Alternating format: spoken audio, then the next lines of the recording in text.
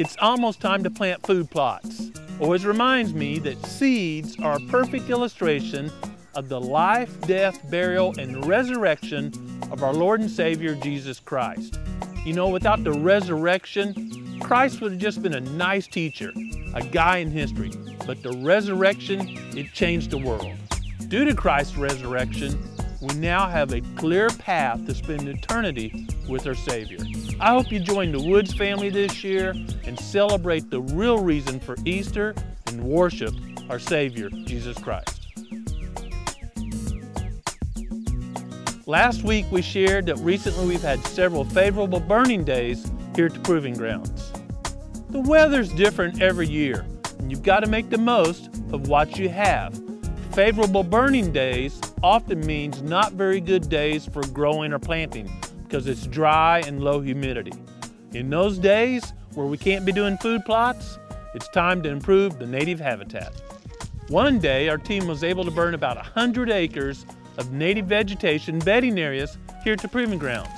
Now that's not a lot in flat country or CRP fields or flat level pine stands down south, but in mountain country, 100 acres is a long day. A few days later, the humidity was forecast to drop again. The wind speeds were going to be 10 miles an hour or less. It's going to be another good day to improve some habitat. Growing Deer is brought to you by Bass Pro Shops, also by Reconics, Trophy Rock, Eagle Seed, Nikon, Winchester, Lacrosse Footwear, Blood Sport Arrows, Flatwood Natives, Morel Targets, Caldwell Shooting Supplies, Hooks Custom Calls, Montana Decoys, Summit Tree Stands, Drake Non-Typical Clothing, House Lubricator, RTP Outdoors, Yamaha, Fourth Arrow, Scent Crusher, iScope, Mossy Oak Properties of the Heartland, Hunter's Blend Coffee, Code Blue, Decode, G5 Broadheads, Prime Bows, and Redneck Hunting Blinds.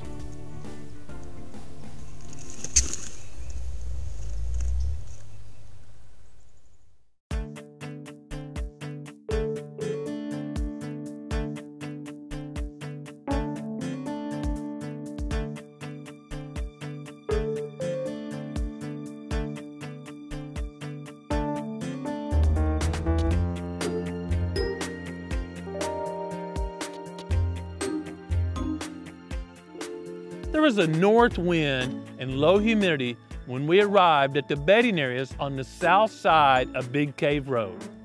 March 13th and getting ready to drop a match, do a little prescribed fire today to improve some habitat.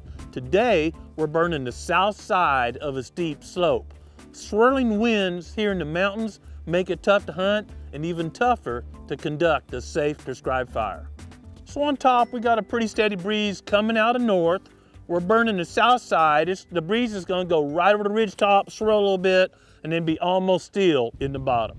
As always, when burning in the mountains, we're going to start a fire up here. The wind today is pushing it downhill. It's going to slow down once it gets over the mountain 40, 50 yards.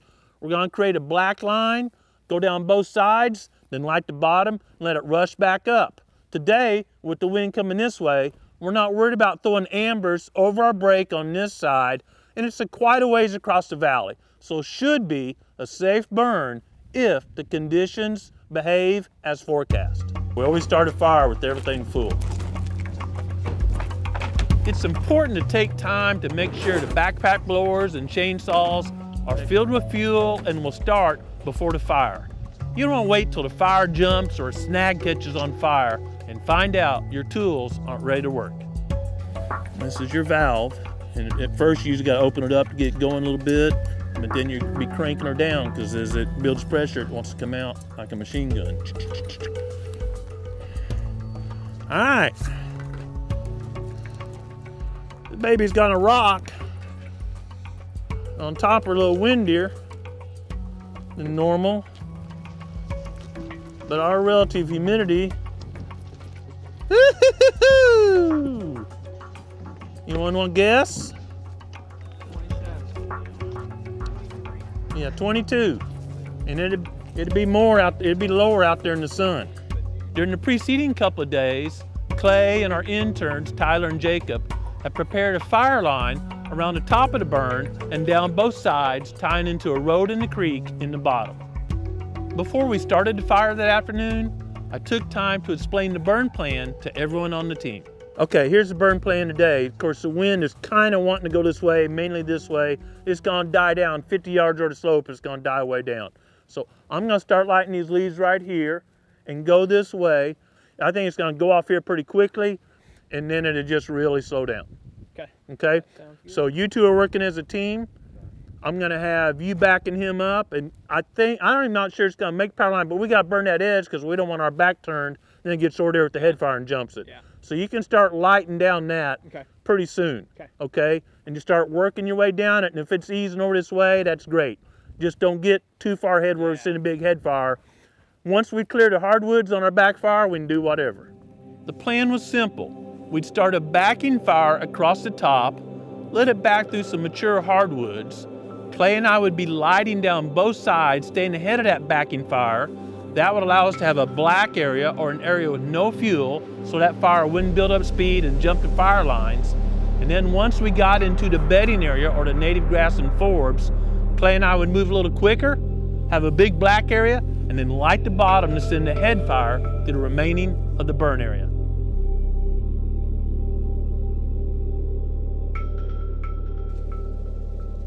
We lit the fuel on the side of the fire line where we planned to burn and watched how it would behave.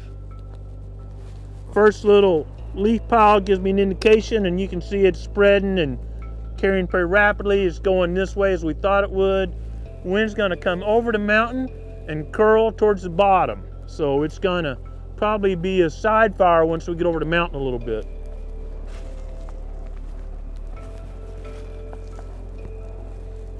Just gonna light about 10 or 15 feet and see what happens here. You guys are good to light up over there.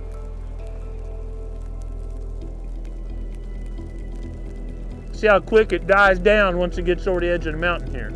We lit a small section of fuel just to see how it behaved. It's one thing to know the wind speed and the humidity and other indices. It's another to see how it's gonna behave at that site at that particular time. Lighting down here so I don't hit this with the head fire and hit it back up to the road really.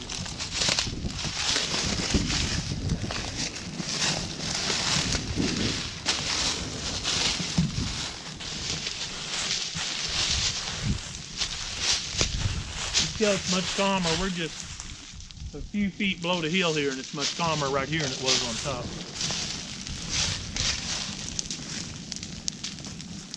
Backing fires, fires going against the wind or downhill, tend to move very slowly. In steep terrain, I almost always start at the top of the area to be burned with a backing fire. This allows me to see how the fire is going to behave, and it's much easier to control than starting at the bottom and setting a head fire that's ripping uphill and could easily jump the fire break. But she's going to cook up here. In this case, we were burning from north uphill to south downhill, and we had a north wind. So it was pushing the fire a bit faster downhill than normal. Once the fire had burned 100 yards or so below the top of the hill, it slowed down because that hill's cutting off that wind. It circles a little bit right on the other side of the slope and then lays down the further you get down slope. Once the top of the area that was to be burned had been lit, it was time for Clay and I to start working down both sides of the fire. Setting fire along those breaks creates a larger area with no fuel, so the center of the fire can't sweep to one side or the other with the head fire and potentially jump the line. 40, 50 yards down, had to come out and relight a little bit of the power line here. My fire went out from a bluff. So, copy that. I'm not as worried about the power line as you get that leaf line and give me 10 yards off the power line. Copy that. An important job on any fire is to have what we call a fire monitor. Someone that's off somewhere that can see most of the fire unit and allow others via good communication to know what's going on. Today, Daniel was a fire monitor. Copy that. Daniel was able to get in a redneck blind on the opposite ridge and have a great view of the burn. Grant, I can see your flame on the other side of the glade now. Thank you. Copy that. Once Clay and I had lit the edges of the fire down to the bottom, we could light the bottom of the fire, set a head fire, and not worry about it jumping out of the area to be burned. Jacob, watch for throwing sparks. You work your way back up to that side. Be working your way back up that side. Roger. But you can just follow him slightly up that side. Just watch him for jumps. I'll wipe this off. Copy that.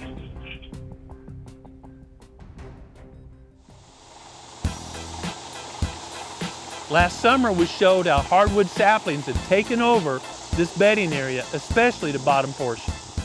To be able to meet our objective of maintaining this as a bedding area composed of native grasses and forbs, it was necessary to have flatwood natives come in and treat the hardwood saplings with a safe herbicide.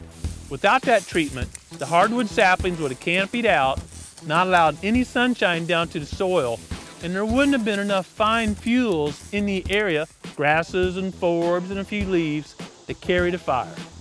We've tried burning this area in the past, and fire might top kill some of the hardwood saplings, but it would not root kill them. It was necessary to use a herbicide to terminate those saplings and have a good fire. I'm very confident this fire was a success, and we made a lot of progress toward restoring native grasses and forbs in this area. In a few weeks, after the temperatures warm up and we get a couple of rains, we'll go back and tour that area. I'll leave that to Daniel. I don't know what that big part there just wasn't burning at all. Do I need to string over to you at all, or how are you looking over there? I think once I Prescribed fire is a great tool for habitat management. It's also a good way to give future wildlife biologists some practical field experience. Current growing deer interns, Tyler and Jacob, have had lots of opportunities to get in-field experience the last few weeks.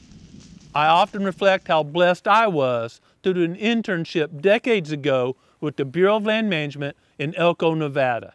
That internship and the mentors I have was a huge jumpstart to my career as a wildlife biologist. Since then, one of my ways of paying back is accept interns.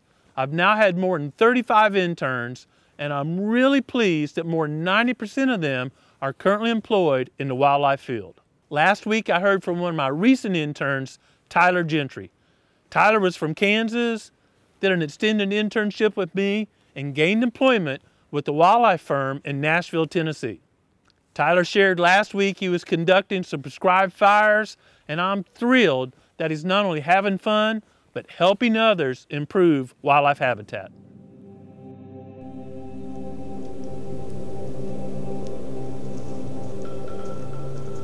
As green-up is starting to occur here in the Ozark Mountains, prescribed fire season is about over till probably late August or so, and that means it's almost time for turkey season here at home. Here you go. I guess you did that.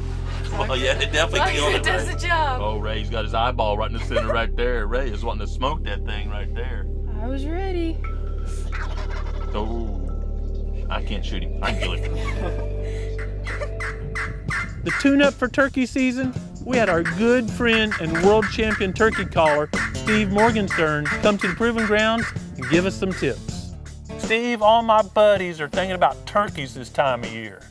It's getting to be that time, isn't it? It is. I mean, everybody's either out scouting or practicing their call, driving their wives and kids crazy, or the wives are driving husbands crazy or something like that. That's So, right. Yeah. Or some of the buddies are even gone doing it right now. I hear you. Yeah, we got to talk to Scott about that. I know. So, I want to come out today and just spend some time with you. Steve's a world champion caller and a friend of mine. And Steve has helped us in the past talk about some basic calls and kind of define an animal and rehash that just a little bit, and then get into a little bit more advanced techniques. I mean, man, and really dialing in, how do you hold that pot, what's going on, not the basic stuff, but in this situation and that situation. Step it up. And this would be a great place to do it because, you know, my daughters have harvested turkeys here. This is one of my favorite fields here at the proving grounds for turkey hunting because you can see them on the ridge, and they like to roost right back here and strut down this way, or right up here, there's a little field right behind us. Ray killed her last turkey as a youth last year. It was great fun. We saw turkey come strutting up this road we're right here on. So I think turkeys when I'm right here. But I'm not a master caller. This is just one of those locations I can count on turkeys roosting around here. Sure, absolutely. But if I'm going, you know, like Daniel and I getting ready to head off to Tennessee or Kansas and hunt, and we're going into a place cold, we got to use a little bit more calling at that time. So let's just go through and show a couple of the basic calls, you know, a yelp, a cut, whatever. And then you're going into a place code. Let's just take that scenario. How you gonna call? Okay. Your yelps, first off, pretty simple. You got a high note and a low note on your yelp. You're gonna have your high note coming across the top like so. And then your low note's gonna be on the downstroke. High, low. And then you're just putting them together in a turkey type rhythm, high, low. Okay, so when you're coming across the top, do you go straight down or do you arc over? It's kind of an arc, a J or a half circle, Right. half moon. Right. Because that will bring, what that'll do is that'll bring that high note across the top Yep. and the low note when you come down, and then you're leaving that striker or peg tip right on the surface and drag it back to where you started from. So you got high, low, drag it back, and then you just speed it up for your turkey. Kind of hear that high and low note in there. Yeah. Right, that keyok. Yeah. And then the cluck part, the cluck or the cuts, all you're doing is popping that peg. You're starting the same spot you did on your yelps, Yep. but you're just popping it. And you're in a going straight down line. on your... Just a straight line, pop it down. Again, leave it on the surface. I think it's important to note that when we're saying down, it doesn't necessarily mean towards the ground. Depending on how you're holding your pot, we're going across the grain of where you prepared to surface. Exactly. When I say down, it's coming to the center of the call. You're starting, say, a third of the way in, and you're bringing it down into the center of the call. All right. And that's in just a straight line. Pop it down, drag it back, pop it down again. Put your clucks with your yelps.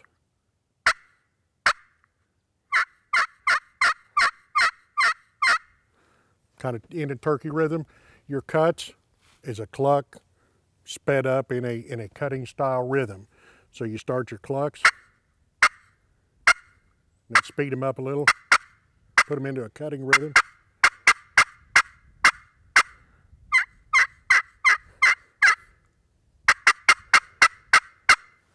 I believe if it was a little sunnier and a little warmer, we'd have one gobbling right now. Oh, we'd be honest. He'd be honest. Yeah, that's sounding good.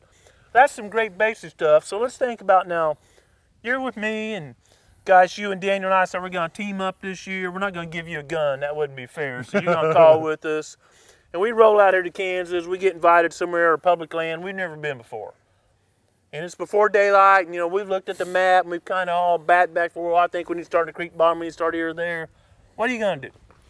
Well, first off, obviously you want to try and locate a bird. Mm-hmm. You're going to throw in an owl hoot, something, you know, something as an early morning locator. If no success on that, if you don't get one located and can't get on one, Mm-hmm. or you go in later in the morning, Right. it's after daylight, whatever. Yep.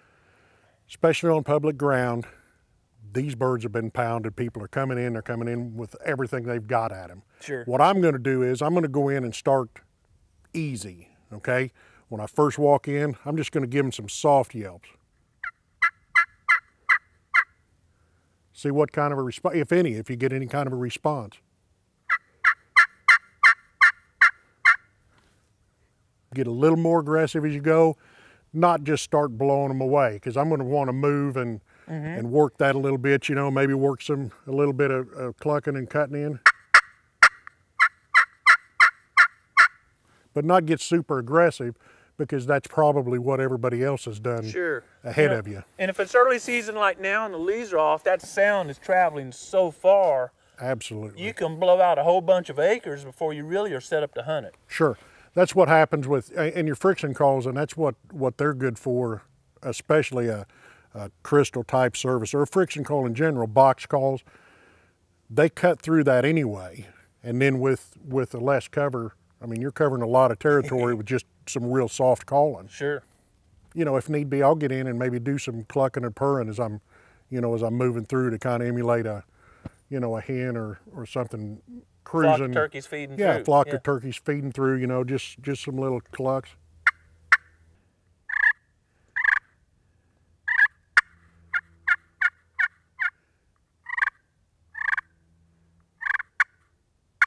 And as you're doing that and moving through there, you know, and kind of moving your feet, you know, scraping some leaves or something as you're walking through, trying to, trying to imitate what a bird would do. I think you just hit an excellent point, because I admit I'm not a great caller, and I've tagged a lot of toms that held up out there a little ways. You know, they responded to the call, got a little closer, and I usually will have a stick of some kind, doesn't have to be real big, right down here by my side where nothing can see it moving unless it's in shotgun range, and I can just scratch the leaves a little, because turkeys in the timber make a lot of noise. They do, and a lot more than people would realize, and obviously you want to move quiet as you can, but the sounds that you make, if you make like a turkey would make, or even a deer or something like that, you're gonna imitate that, and it's gonna put them at a lot more ease. Yeah, we're not busting great big sticks walking through or something like that, but we're easing through. You've heard turkeys out of your deer stand probably, and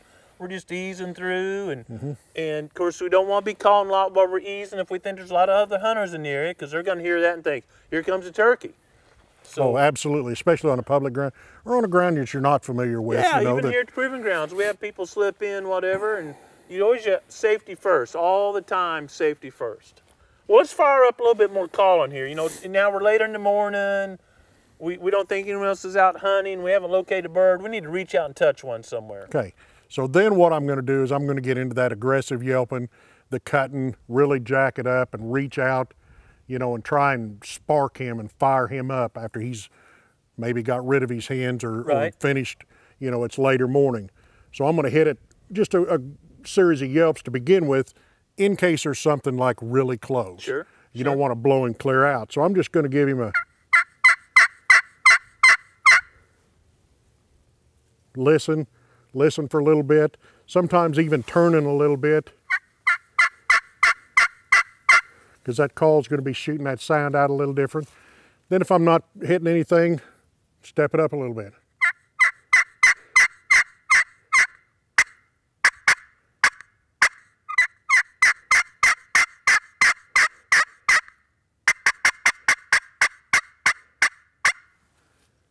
Then give it a listen. You probably don't want to call a real long extended series just for the fact if he is gobbling or does gobble, you don't want to miss him. Yeah, you're overriding him. Yeah. If you're with a buddy, what we do a lot of times is one guy will stand back or get ahead, Usually one guy stands back, the other guy moves forward, gets away from it a little bit so he can pick up that gobble. Especially when they're cutting a call, the guy separate will pick it up, or the guy calling just doesn't pick it up. Yeah, if it's loud right here and you're ringing all around, it's hard to pick up that gobble if he's, a couple 100 yards out. Even if he's 100 yards out, and you got that call singing in your ears. But that excited, aggressive yelping, throwing your cuts in,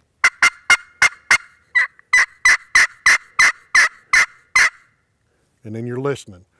Every time you're not calling, you need to be listening. Yep. I think reading turkey behavior is a big part of it. So I'm always listening for hens or anything else to see how excited they are, or maybe they're toned down, it's a little cloudy day, or boy, they're really ramped up, I can call more aggressively. And I try to mimic what's going on in that area. Absolutely. And there's something else too. If you're, say you're cutting and running, you're trying to fire one up and it doesn't happen, you want to set up, just make a little blind call setup, sit down. Yep. Then what you're doing is you're trying to read the situation, start maybe some yelping, some clucking and purring, some scratching as you're moving through, maybe get a little louder. At some point, there may be an old gobbler strolling by, you want to set up against the tree and you're just doing kind of some, just emulating that hen turkey, just yelping, walking through.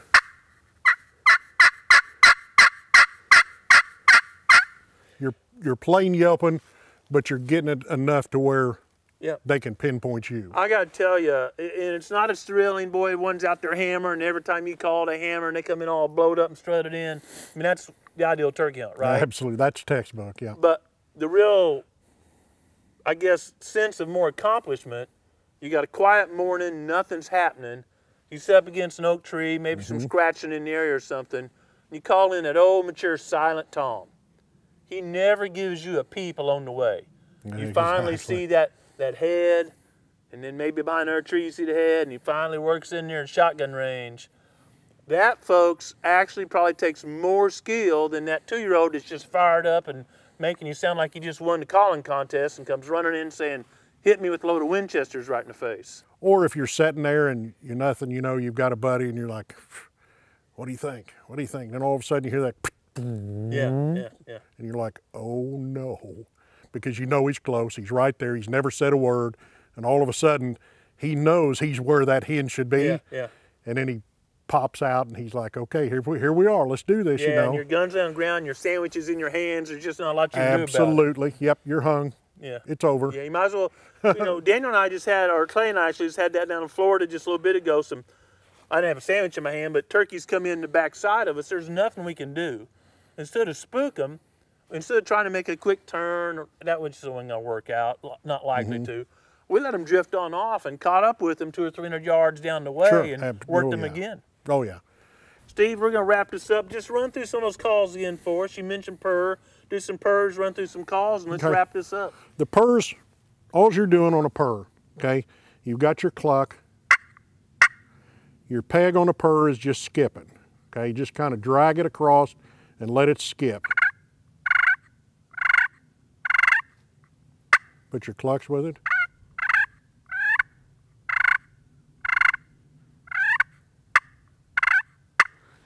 Purring, clucking and purring is a good call to finish something off. Yes. Okay. Another thing that you can do with that, set that down as it's in your lap, set it down. And you're toning that all down. Set it, a lot of times I'll set it on the ground, prop it against my leg, just up enough to where to go. Any turkey sounds that you're getting don't have to be perfect. Right. They've got to be effective. They sound different out in the woods to me. Exactly. The different turkeys sound different.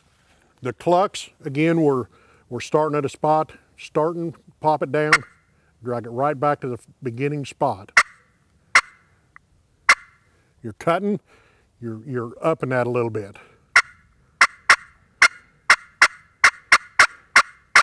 Something you can do on your cutting, if you want to bump that up a little bit more, instead of just taking the straight down stroke, pop it off to one side. You're getting two different pitches out of that. Mix some of that in. The more real that you can sound to that bird, the more effective you're going to be. Put that with some yelps.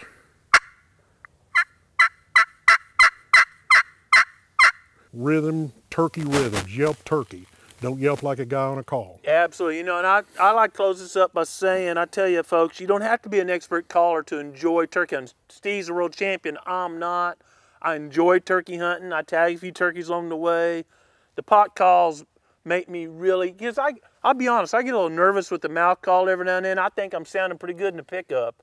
Get out in the woods, I'm going, oh, I don't know about that, you know. And when I get to feeling that way, I lose my confidence a little bit. I grab my pot call and my striker, and man, I can put a tag on the bird and take some turkey breast home to Miss Tracy for a meal. That's right, that's right. Well, just everyone's going to ask. I'm going to get a gazillion emails, so just tell us what call you're using, because everyone's going to ask. Call I'm running here is actually, it's the Redeemer Crystal call that we did for the Growing Deer outfit. And a design kind of is for guys like me that aren't master callers, that probably don't take enough time to practice, and you can get good tone out of it easily. It's not a finicky call. No, it's not finicky. It's easy to play. It's very lively. Few minutes of practice, and you can make turkey sounds like a pro, you know, in the timber. You know, the big thing, it's not how good a caller you are, it's how much fun you have doing it. Absolutely. You know? Steve, thanks for sharing your expertise with us, and this year let's try to hook up and do a turkey hunt together. Let's do it. Appreciate it.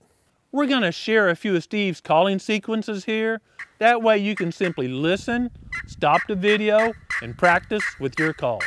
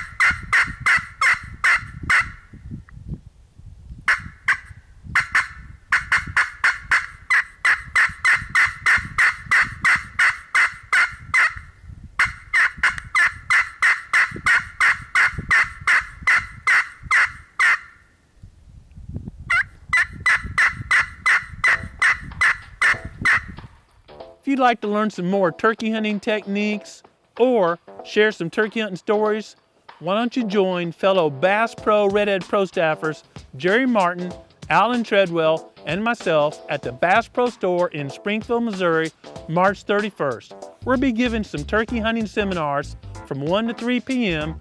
and hanging around the hunting department that morning. I look forward to visiting with you March 31st at the Springfield Bass Pro Store.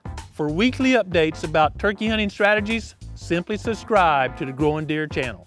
Whether you live in the south and the leaves are fully out, or you're in the north and still walking through snow, every day is a good day to enjoy creation. But most importantly, take time every day to slow down and listen to what the Creator is saying to you. Thanks for watching Growing Deer.